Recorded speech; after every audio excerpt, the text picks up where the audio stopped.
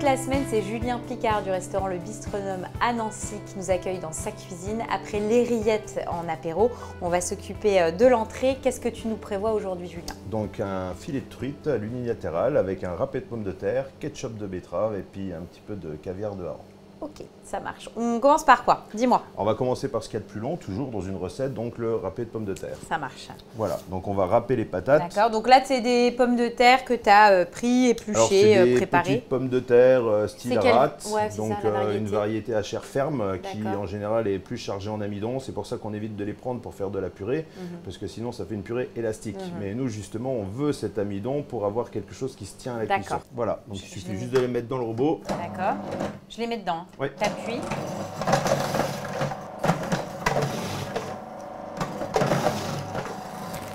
Et une petite dernière, et Tac. on est bien. Ça Voilà. marche. Donc là, hop, on a râpé nos pommes de terre. Donc les pommes de terre sont râpées. J'ai volontairement pris une grille à gros trous. Voilà, on va récupérer un petit peu plus de croustillant. Donc les petits bouts comme ça, on les met de côté. Oui, bah ça on les récupère, on va remettre dans une soupe ou…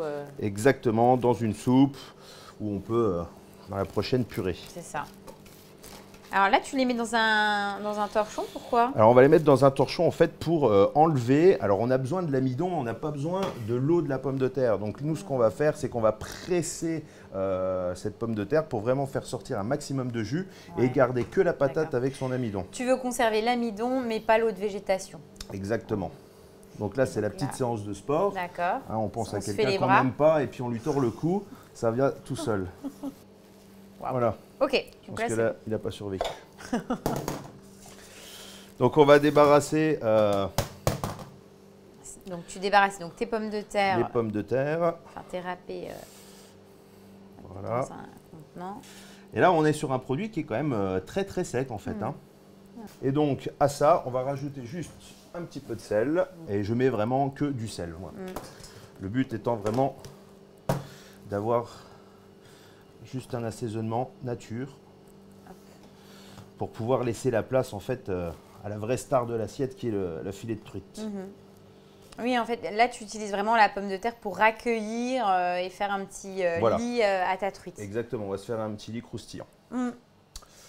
Là, c'est bon? Là, on a c'est terminé. bon. Tu rajoutes rien parce que c'est vrai que souvent, râpé de pommes de terre, on imagine les œufs, enfin, tu vois, toute la préparation, un liant. Là, C'est pas vrai. du tout. Là, on va plus chercher à vraiment avoir le côté très croustillant, plus côté chips, un petit peu. D'accord. Voilà. Donc là, c'est bon. On va les cuire comment? Donc en fait, je cuis ça dans un croque. Oui, sachant qu'à la maison, vous pouvez très bien utiliser un gaufrier aussi, ça fonctionne.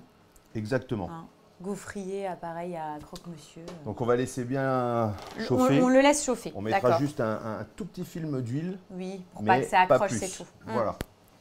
En attendant, Que ça chauffe. on va pouvoir lancer nos truites en cuisson. Donc on ajoute un petit peu de matière grasse. Voilà, un petit filet d'huile, il ne faut Oui. pas en mettre de trop, vaut mieux une bonne poêle Tefal, c'est plus intéressant d'un point de vue santé. Voilà.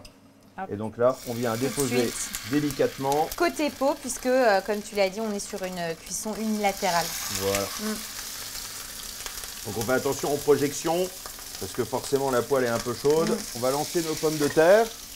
Le but, c'est de faire une espèce de bande, on va dire, hein, tout en longueur et assez fine, pour pouvoir positionner la truite dessus. D'accord. Et donc là, c'est Et pareil, là, on ferme. referme. Et là, on est sur une cuisson, du coup, encore une fois, avec très peu de matière Ouais, c'est grasse, vrai, c'est ça. hein. assez diététique. Donc là, j'ai baissé le feu en même temps un petit peu, D'accord. pour pas que ça cuise trop vite. Et on va faire notre Toujours côté ketchup. peau.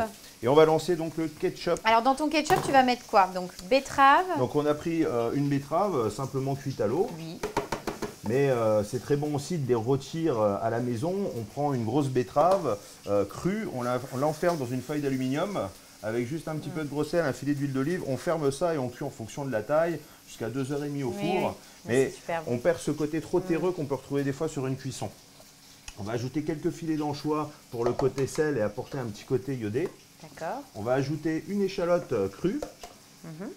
Un peu de sucre parce que donc on est sur du ketchup. Oui, donc on veut retrouver ce côté un peu sucré. Exactement. Et ensuite, c'est quoi ça? Et un petit peu donc d'ail confits. Donc c'est des gousses d'ail, des têtes d'ail plus exactement, que je cuis dans de l'huile. Avec un petit peu de thym, de graines de poivre, du laurier. Tu les fais confire, tu récupères après la matière première et tu la matière qui est un petit peu grisée comme ça, mais qui a un parfum rôti qui est plutôt exceptionnel.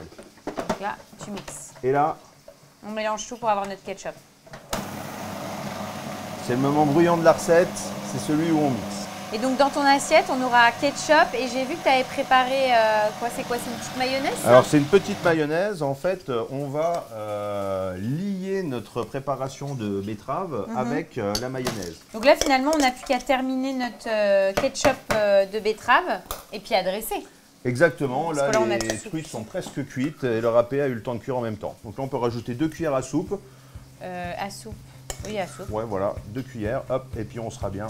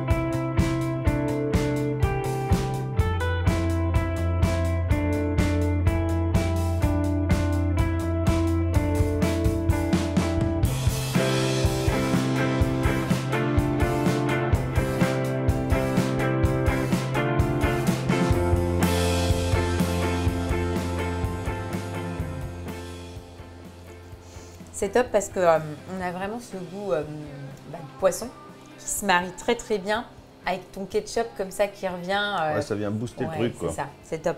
Et puis mine de rien, le côté croustillant et l'association pomme de terre avec la truite, ça fonctionne quoi. Tout marche, c'est cohérent, c'est bon, c'est gourmand, on se fait plaisir donc top. Voilà. Prochaine recette. Après, on va faire d'autres cabillaud. On va rester sur le poisson en croûte de condiment avec de la courge rôtie.